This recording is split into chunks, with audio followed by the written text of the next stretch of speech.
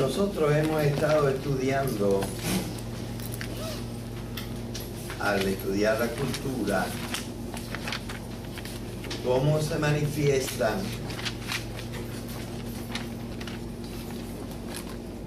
las fuerzas de la naturaleza en el hombre. Habíamos estudiado la naturaleza del hombre, habíamos visto que en la naturaleza del hombre existen tres facultades o funciones mentales superiores: el conocimiento, la conducta y los sentimientos, las emociones, pero que esas funciones mentales superiores en las diferentes culturas, en la acción del hombre, han dado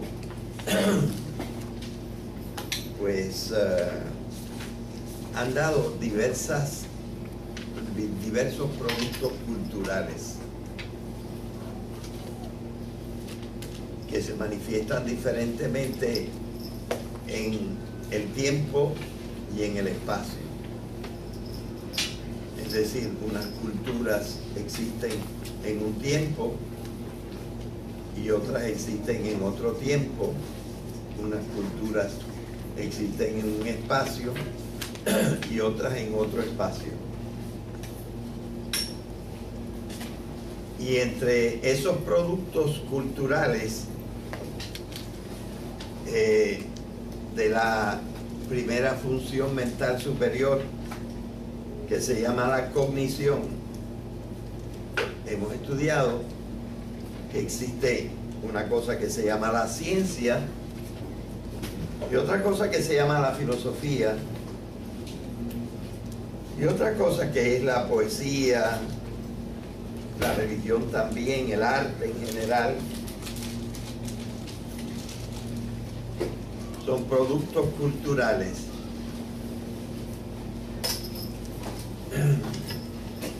Entonces, ya nosotros hemos examinado bastante la ciencia, bueno, un poquito la ciencia. Me he extendido hasta demasiado, porque no tengo tanto tiempo. Pero ahora tenemos que progresar a otra parte, a otro producto cultural un poco diferente del de la ciencia. Y este es el de la filosofía.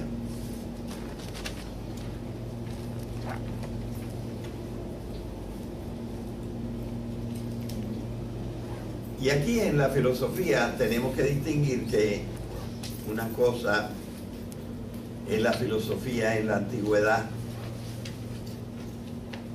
un poco diferente es la filosofía en el medioevo, y otro poco es la filosofía en la modernidad, por ejemplo, si queremos dividirlo así.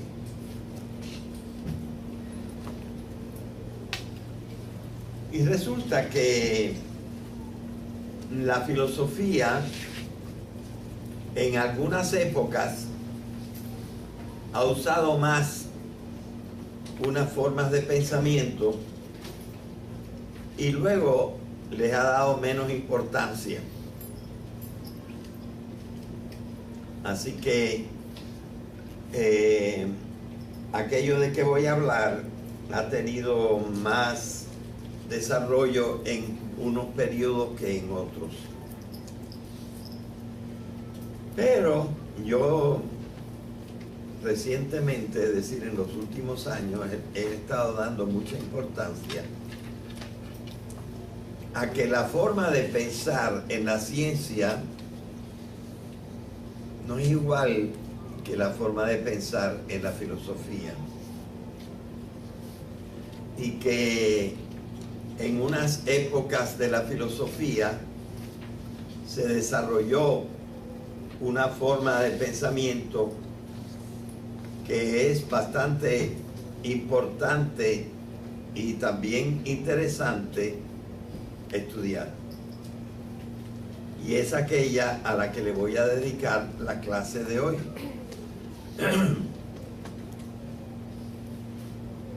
Nosotros hemos insistido mucho en que el pensamiento científico se concentra casi exclusivamente en el pensamiento unívoco.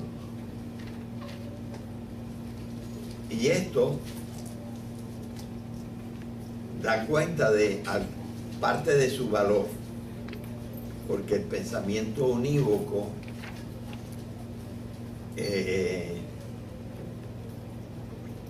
le da mucha fuerza al problema de la certeza, de la certidumbre. Cuando nos prueban algo con el pensamiento unívoco, nosotros en general quedamos bien convencidos. Así que esto, el hecho de la certidumbre y el hecho también hemos dicho de la utilidad, le dan valor a la manera en que se usa la ciencia. Pero otras formas del pensamiento, como la que vamos a estudiar hoy, el pensamiento análogo, tiene también sus ventajas, y de ellas vamos a hablar en el día de hoy. Este pensamiento análogo existió desde bastante antiguo. Ahora, el que le dio un mayor rigor al pensamiento análogo, creo que se puede decir sin duda que es el filósofo griego Aristóteles. Yo me he estado fijando en los últimos años en que de estos dos grandes filósofos que se disputan la primacía de la filosofía en Occidente, Platón y Aristóteles, Platón, como todo el mundo, insiste en el pensamiento unívoco y luego usa también bastante bien, digo perfectamente, muy bien, el pensamiento metafórico, hasta también en su forma radical, pensamiento mítico, que es una forma de pensamiento metafórico. Así que de las tres formas de pensamiento de las que yo suelo hablar, pensamiento unívoco, pensamiento análogo y pensamiento metafórico mítico, Platón prefiere usar el pensamiento unívoco y el pensamiento metafórico mítico, mientras que su discípulo Aristóteles usa como él el pensamiento unívoco, porque nadie puede vivir sin el pensamiento unívoco, pero prefiere el pensamiento análogo y casi no usa el pensamiento metafórico. Así que entre los dos hay una diferencia. Y eso hace que nosotros podamos decir que el verdadero sistematizador del pensamiento análogo sea Aristóteles. Pues para explicar esto, nosotros podemos decir lo que está en la pizarra, porque el pensamiento análogo, siendo una de las formas del pensamiento filosófico, se diferencia bastante del pensamiento unívoco, que es la base del pensamiento científico. Y conviene observar la diferencia que hay entre uno y otro. Si lo que está dentro de esa elipse sería las formas de pensamiento o el pensamiento sobre el mundo, nosotros nos pudiéramos decir que el pensamiento unívoco se acerca mucho a los hechos y a las cosas, o si ustedes quieren, a las cosas y a los hechos. Y el pensamiento análogo y en general el pensamiento de la filosofía se acerca más a las teorías. Esas X que hay por ahí están simbolizando los conceptos con los cuales pensamos.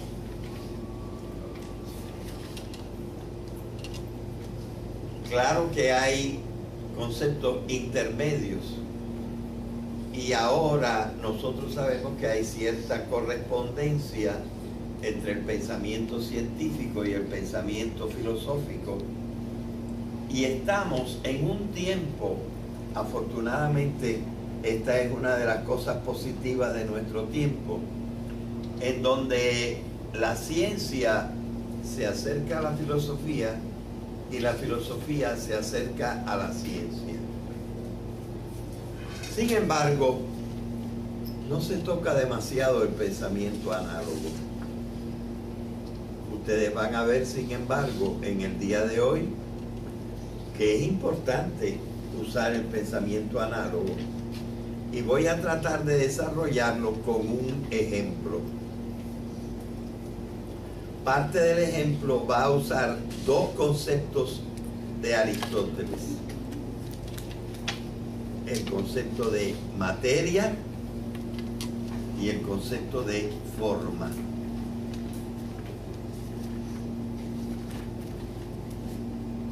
También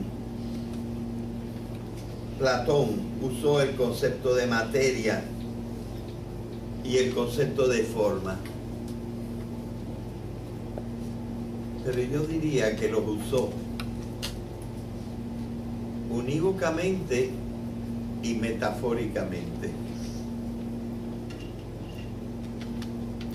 porque para Platón la materia era una especie de fango en que las almas caían y quedaban manchadas y quedaban obnubiladas, es decir, como teniendo una nube delante de los ojos que no los dejaba ver bien.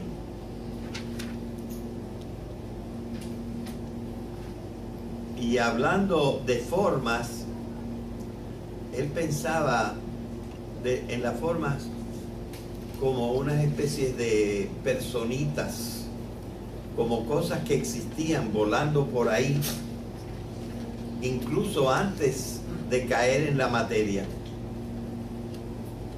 lo cual se ve que es un pensamiento metafórico. Esas formas que existían eternamente, o sea que los pensamientos eran cosas y existían antes de que existiera la materia. Así que él hablaba metafóricamente, en cierto sentido, de la materia y de la forma. Pero Aristóteles pensó más rigurosamente los conceptos de materia y forma. Sí, dime. Lo de las metáforas, o sea, ese término metafóricamente, ¿quién fue que lo dijo? Platón, lo usó Platón. O sea que de las tres formas de pensamiento, Platón prefirió el unívoco y el metafórico. Y Aristóteles prefirió el unívoco y el análogo. Y por eso Platón es más atractivo literariamente que Aristóteles. Aristóteles es más seco, pero no menos efectivo.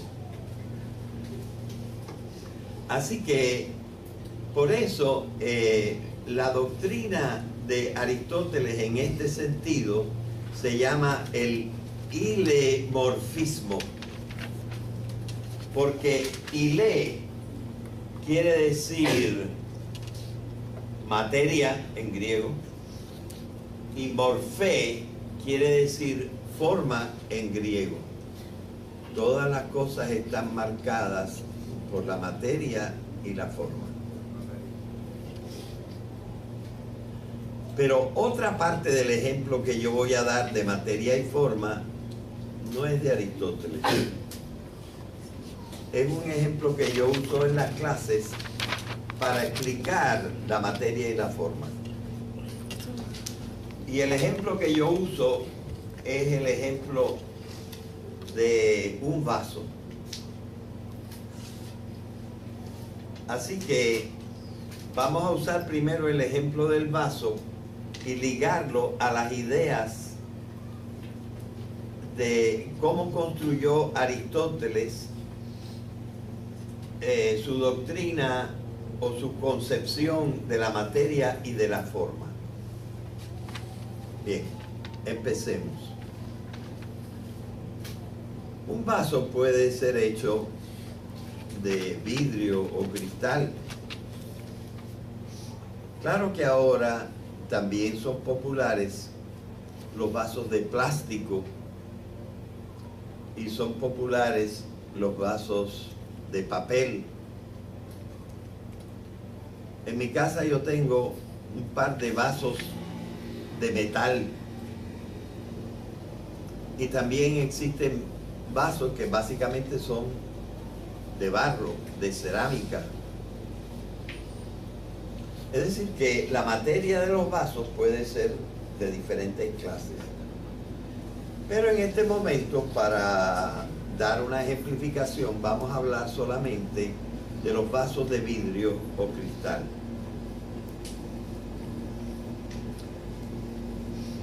Ustedes saben probablemente cómo se hace el vidrio.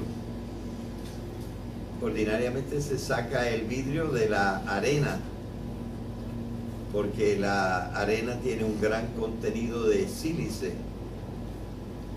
Y entonces calentando la arena y luego purificándola, va destilándose, va saliendo el material, la materia que llamamos vidrio.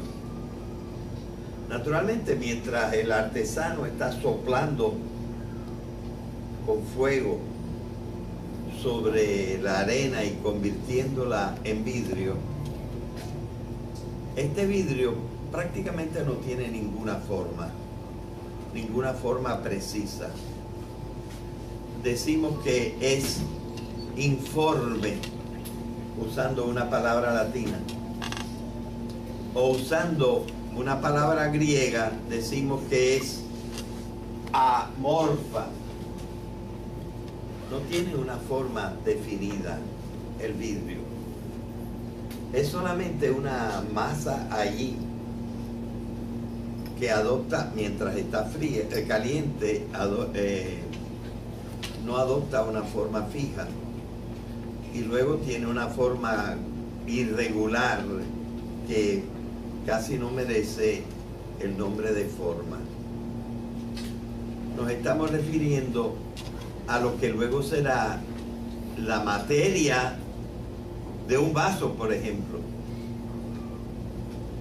Pero esa misma materia yo la podría convertir en un tubito, la podría convertir en un candelabro, la podría convertir en un plato, la podría convertir en una estatuilla, Y quién sabe cuántas otras formas yo le pudiera dar a esta materia. Pero este artesano quiso convertir esta materia en un vaso. Entonces, eligió una forma. Esta forma prácticamente no la sacó de la naturaleza, porque la naturaleza no tiene muchos objetos que tengan forma de cono truncado, que es la forma que tiene el vaso ordinariamente. Lo sacó más bien de la geometría, algo inventado por el hombre, y le dio la forma de un cono truncado, hueco por dentro, abierto en la parte superior y cerrado en la parte inferior. Un cono truncado, y la materia que usó fue, en este caso, el vidrio, y la forma que usó fue la de cono truncado.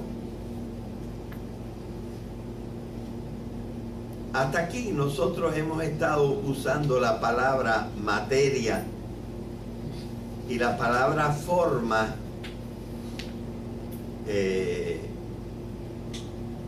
en un sentido unívoco, porque todas las cosas tienen materia y forma en este sentido. Y ya sabemos lo que es la materia,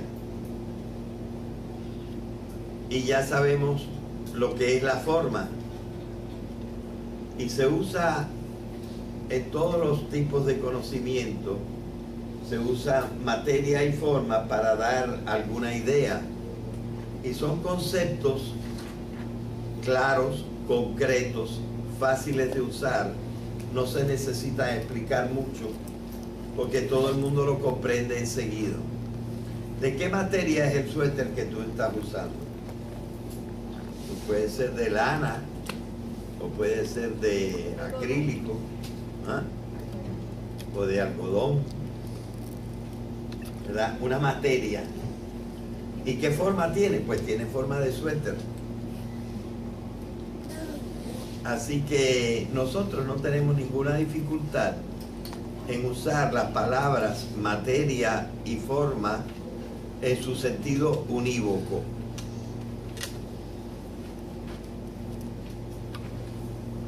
Pero Aristóteles dijo, caramba,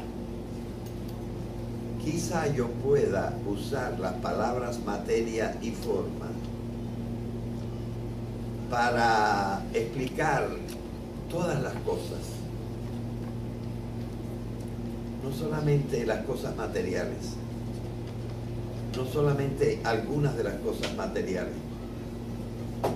Quizá yo puedo explicarlo todo, ayudado de las palabras materia y forma. Y entonces probablemente si estaba pensando en algo así como un vaso, el ejemplo es mío, diría, ¿qué haría, qué hace que el vaso sea vaso? Como qué hace que un sobre sea un sobre. ¿Qué hace que una cajita sea una cajita?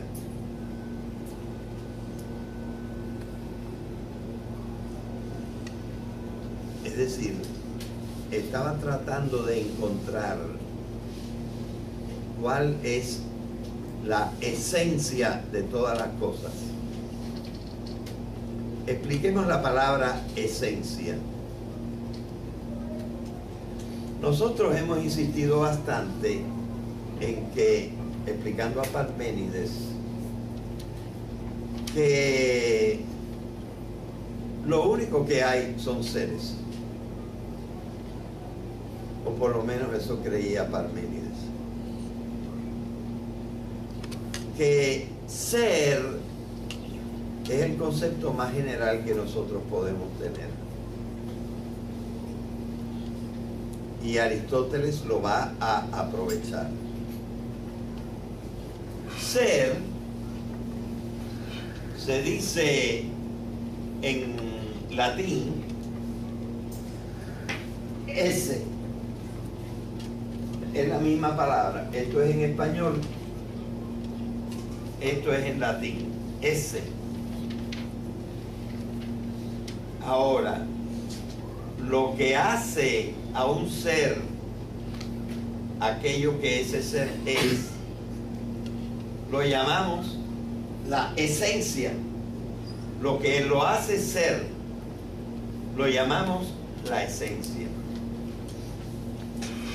Y de hecho, nosotros la esencia de las cosas la definimos así. Esencia es aquello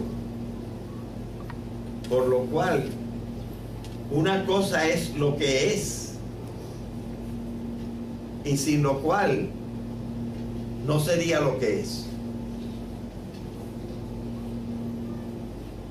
Eso es la esencia de las cosas.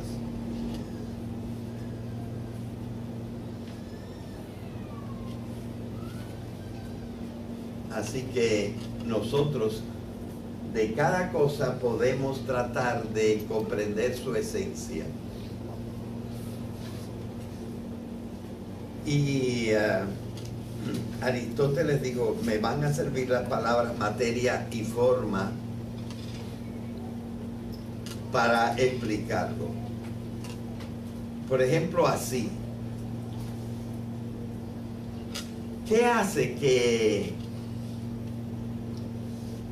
esos vasos que existían antes, que prácticamente todos eran de cristal, qué hace que un vaso sea vaso? Pues lo que hace que un vaso sea vaso es la materia. Si yo no tengo cristal o vidrio, no puedo hacer un vaso de vidrio. Así que sin vidrio no hay vaso de vidrio.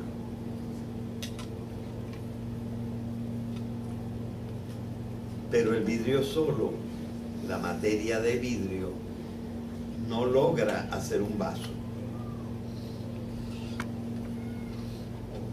Para que el vidrio se convierta en vaso, necesita una forma. ¿Qué hace entonces la forma por el vaso? Lo que hace la forma es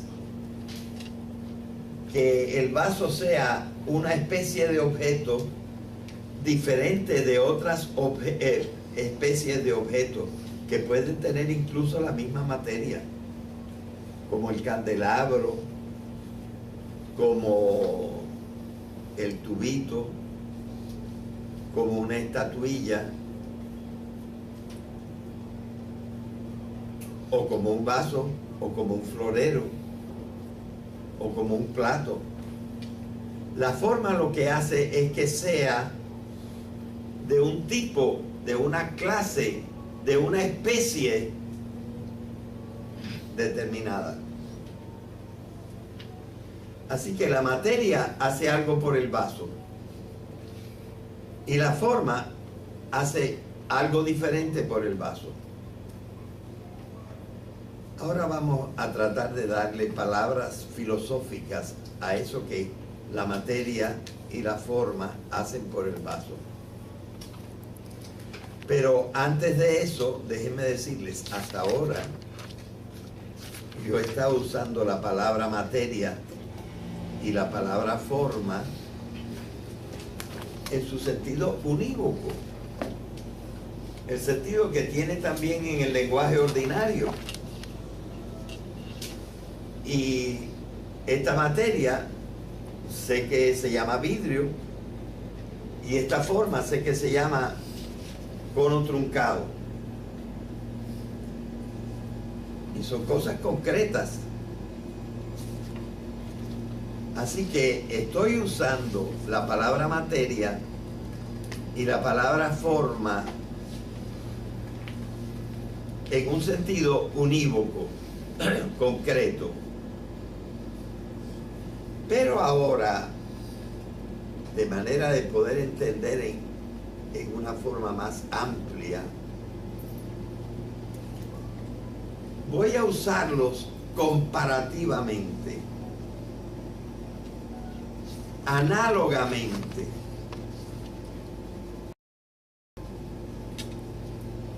La materia seguirá teniendo la misma función que materia, pero no será lo mismo.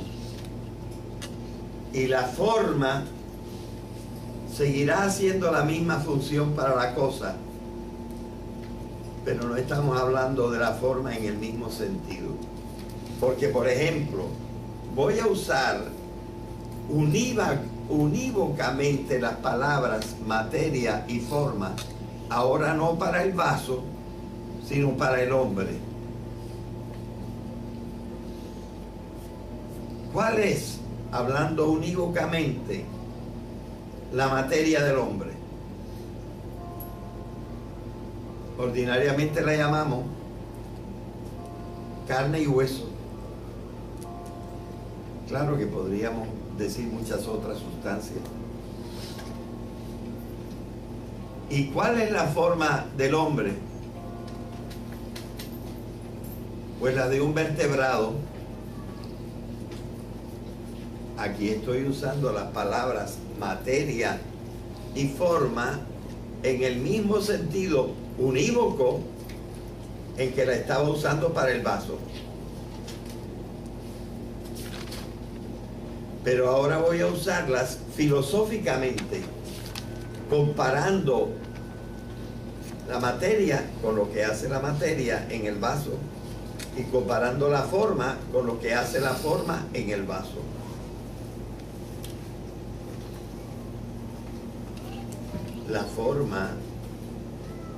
La materia lo que hace es que yo pueda hacer el vaso. Si no tengo materia, no puedo hacer el vaso. Poder hacer el vaso es tener la potencia. Potencia es la propiedad de poder.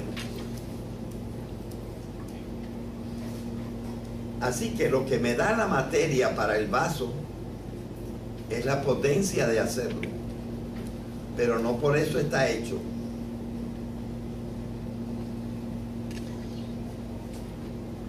¿Y qué hace la forma por el vaso? Hace que ese vidrio no sea un plato, no sea un candelabro, no sea un tubito, no sea una estatuilla, que sea un vaso. Una clase de objeto, no otras clases de objetos. Un tipo de objeto, no otro tipo de objeto. Clase o tipo se dice en filosofía, especie.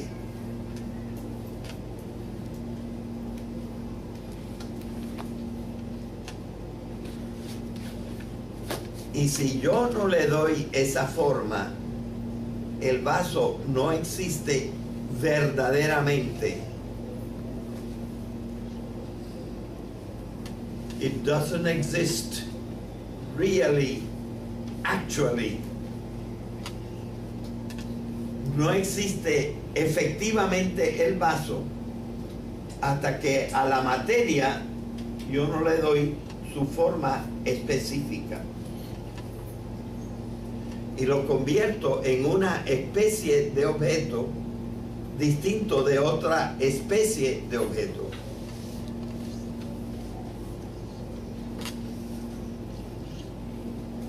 Pues Aristóteles dijo, esto no se aplica solamente a cosas como el vaso, se aplica a todo ser. Yo puedo explicar un ser si identifico cuál es su materia y se identificó cuál es su forma, pero ahora no concretamente, sino comparativamente. Comparativamente se dice en filosofía análogamente, o también analógicamente.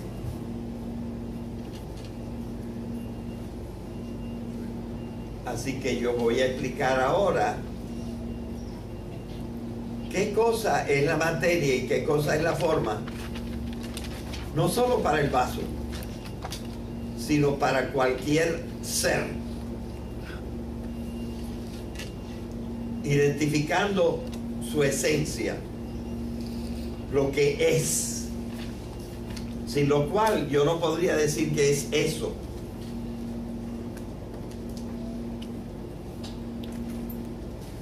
Insisto en el sentido inglés de la palabra act o actually, que es el mismo sentido latino, que quiere decir verdaderamente, de verdad, efectivamente. Y en filosofía, que existe en acto. Bueno, ahora aquí está la construcción del pensamiento de la forma análoga de las palabras materia y forma.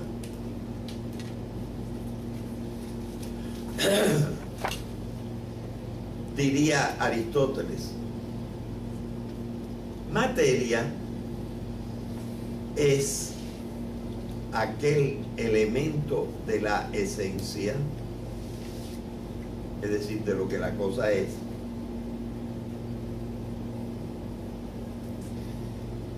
que determina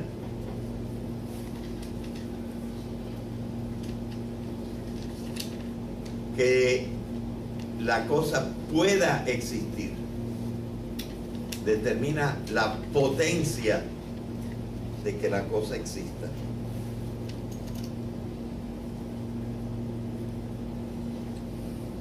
¿Y qué cosa es forma?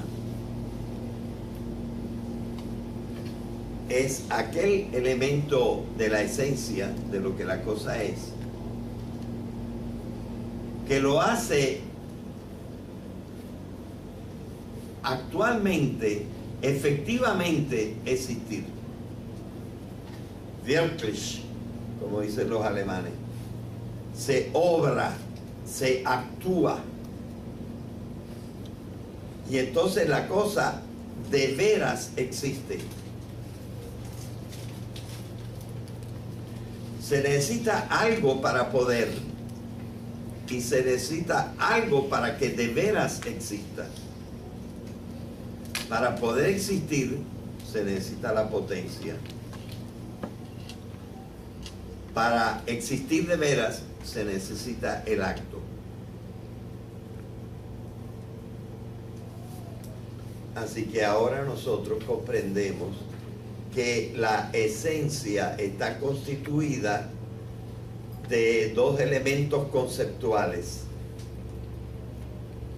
materia y forma. Y ahora podemos explicar qué cosa es análogamente una cosa.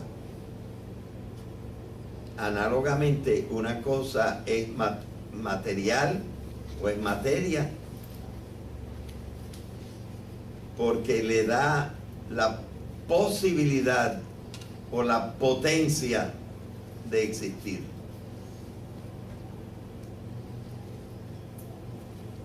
Y la cosa es cosa por su forma, en el sentido de que la forma le da efectivamente la existencia, en acto la existencia.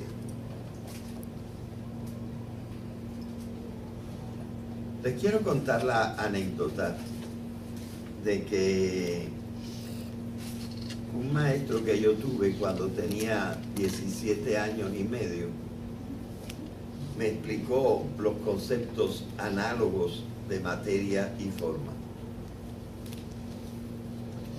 Pero ese mismo año, al maestro que estaba como yo en México, donde me lo enseñó, lo mandaron para Roma y no me acabó de explicar bien, era de las últimas cosas que nos había explicado. Pero yo seguí pensando en la materia y la forma. Y como todavía no había internet y no sabía dónde buscar un libro de filosofía que me lo explicara, le escribí a mi maestro a Roma y le dije: maestro, yo he estado pensando sobre la materia y la forma y le quiero decir, aquí le mando mi definición de materia y mi definición de forma. Y le escribí estas definiciones. Materia es aquel elemento de la esencia que determina la existencia genérica de algo.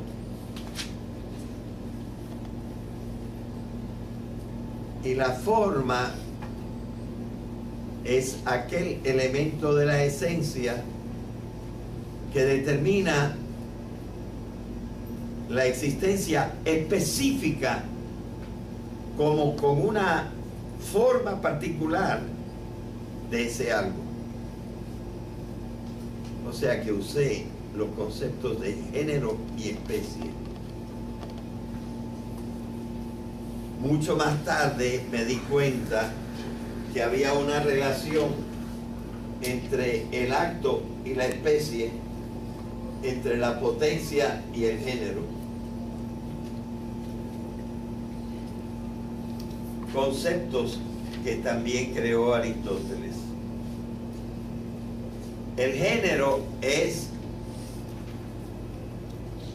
un concepto más amplio y la especie es una parte dentro del género. Por ejemplo, hay el género de los objetos de vidrio, pero entre los objetos de vidrio hay una especie de objeto que se llama el vaso y otra especie de objeto que se llama el candelabro y otra especie de objeto que se llama el plato. Son especies del género. Lo general lo da la materia, lo específico lo da la forma, porque la materia da la potencia para hacer cualquier cosa y la forma dice específicamente qué cosa voy a hacer.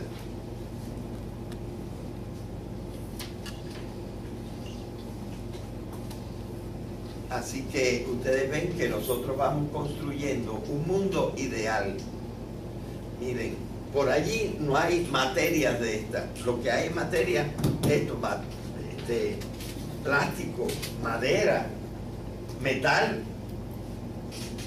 Ahí estoy tomando la palabra materia en el sentido unívoco. Y eso existe, está aquí, lo toco. Pero la materia en el sentido de la potencia, eso no está en ninguna parte. Pero me hace comprender. Estoy usando pensamientos análogos, sacados de lo que siempre vemos por los sentidos, que son las cosas unívocamente vistas. Pero entonces yo me he elevado por la abstracción para entender que toda cosa está hecha de materia y forma y que lo puedo aplicar hasta a los mismos conceptos. Es decir, es un arma poderosa, el concepto análogo, que me hace ver por dentro la parte esencial de las cosas. No me estoy refiriendo a algo que veo, pero algo que puedo pensar y que me ordena la cabeza, como los conceptos análogos de materia y forma. ¿Ven? La poderosa herramienta que nos ha dado Aristóteles. Y estos son nada más 2 o 3 ejemplos. Acto y potencia, o género y especie, y todavía se pueden seguir multiplicando estos conceptos análogos aplicables a todos los seres. Y entonces, por ejemplo, yo puedo definir al hombre en una forma que no sea unívoca. Unívocamente, la materia del hombre es carne y hueso. La forma del hombre es de cuadrúpedo o de vertebrado. Análogamente, la materia del hombre es que pertenece al género animal. Puede haber hombre porque hay animales. Y la forma del hombre, es decir, lo que lo hace específicamente ser hombre y no ser cerdito o roedor o mono, lo que lo hace específicamente y en acto ser hombre y no ser otra cosa es su conciencia. O dicho metafóricamente, su alma.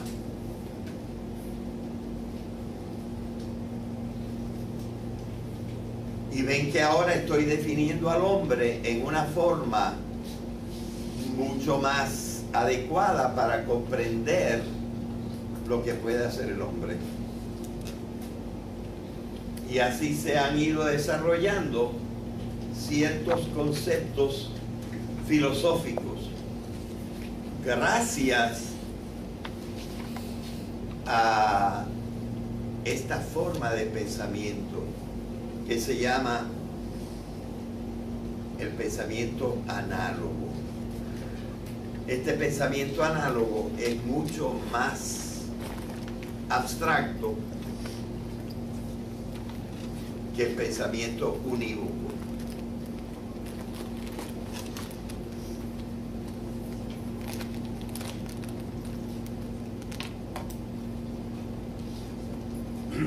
Miren, el pensamiento unívoco ya es abstracto. Por ejemplo, yo puedo decir animal. Pero animal no la define a ella completamente, ¿verdad? Define algún aspecto de ella, y un aspecto esencial, porque forma parte de la esencia. Si ella no fuera animal, no podría ser ella.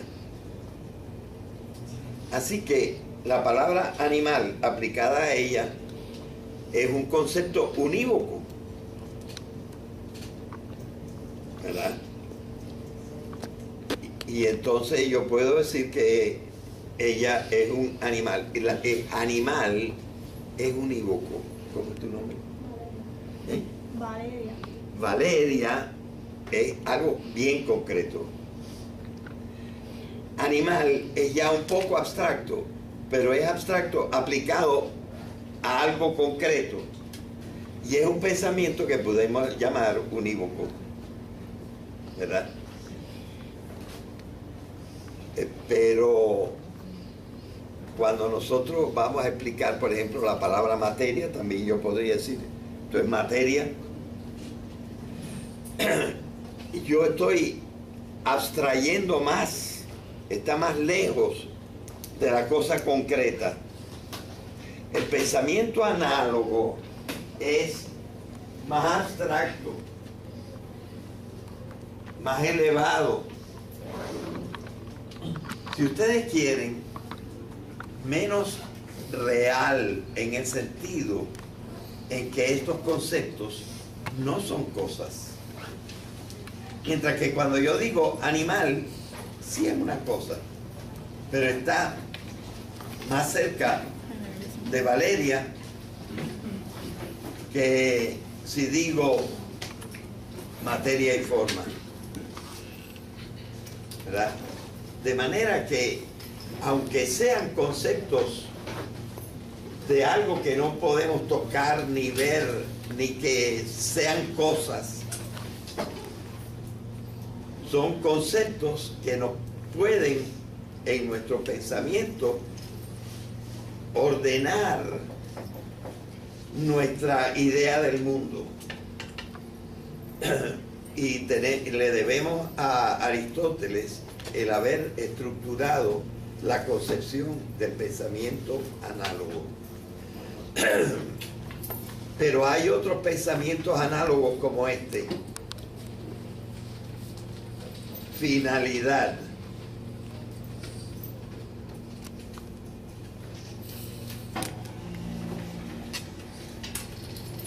La ciencia no piensa mucho en pensamientos análogos como este.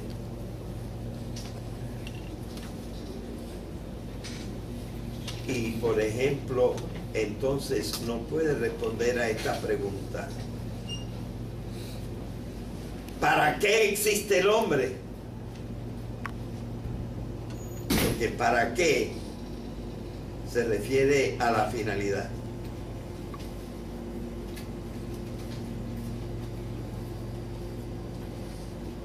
Es legítimo preguntarse ¿para qué existimos? Si es legítimo, necesitamos el pensamiento análogo, porque estamos usando un concepto análogo, el concepto de finalidad. Vamos a dejarlo ahí hoy. En la filosofía en la antigüedad, un poco diferente es la filosofía en el medioevo, y otro poco es la filosofía en la modernidad, por ejemplo, si queremos dividirlo así.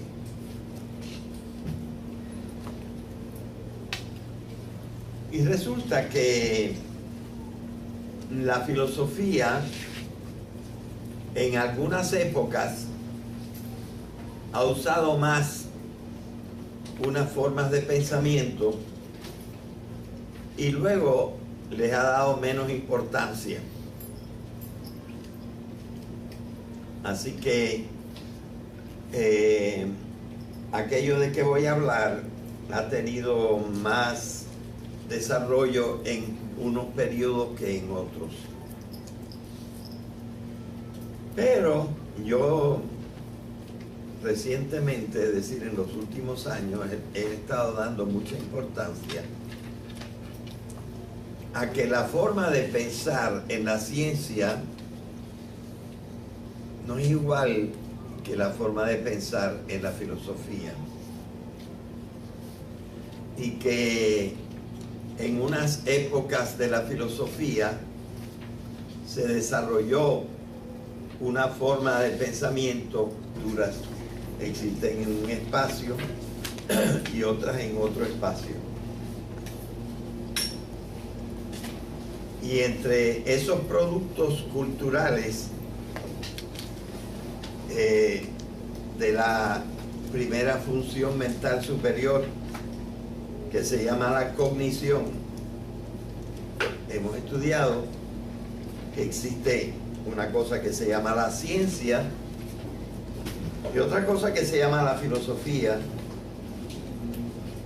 y otra cosa que es la poesía, la religión también, el arte en general. Son productos culturales.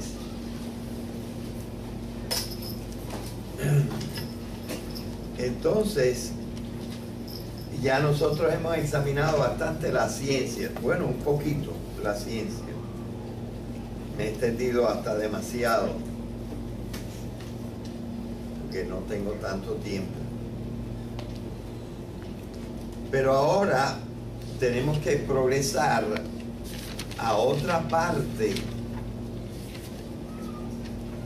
a otro producto cultural un poco diferente del de la ciencia. Y este es el de la filosofía.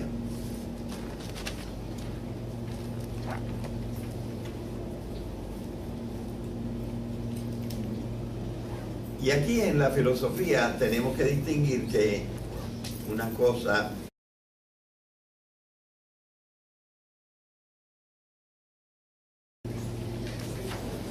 nosotros hemos estado estudiando, al estudiar la cultura, cómo se manifiestan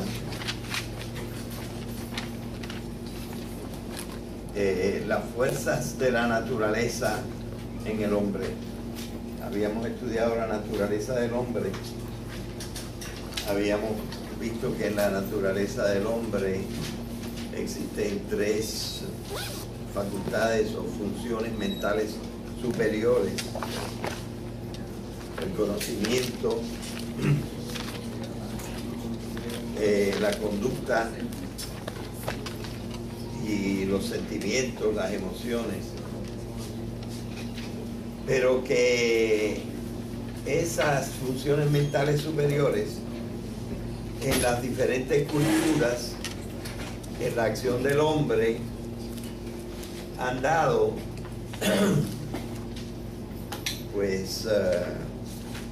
han dado diversos productos culturales que se manifiestan diferentemente en el tiempo y en el espacio. Es decir, unas culturas existen en un tiempo y otras existen en otro tiempo, una cultura que es bastante importante y también interesante estudiar. Y es aquella a la que le voy a dedicar la clase de hoy.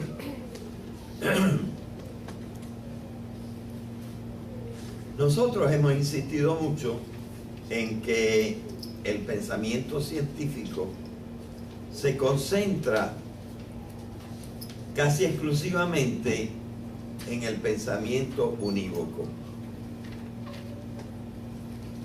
Y esto da cuenta de parte de su valor, porque el pensamiento unívoco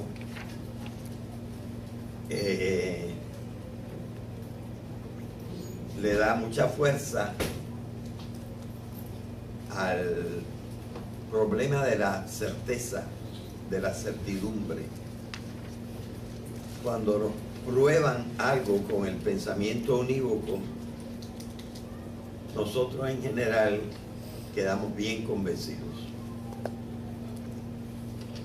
Así que esto, el hecho de la certidumbre y el hecho también hemos dicho de la utilidad, le dan valor a la manera en que se usa la ciencia. Pero otras formas del pensamiento, como la que vamos a estudiar hoy, el pensamiento análogo, tiene también sus ventajas, y de ellas vamos a hablar en el día de hoy. Este pensamiento análogo existió desde bastante antiguo. Ahora, el que le dio un mayor rigor al pensamiento análogo, creo que se puede decir sin duda que es el filósofo griego Aristóteles. Yo me he estado fijando en los últimos años en que de estos dos grandes filósofos que se disputan la primacía de la filosofía en Occidente, Platón y Aristóteles, Platón, como todo el mundo, insiste en el pensamiento unívoco y luego usa también bastante bien, digo perfectamente, muy bien, el pensamiento metafórico, hasta también en su forma radical, pensamiento mítico, que es una forma de pensamiento metafórico. Así que de las tres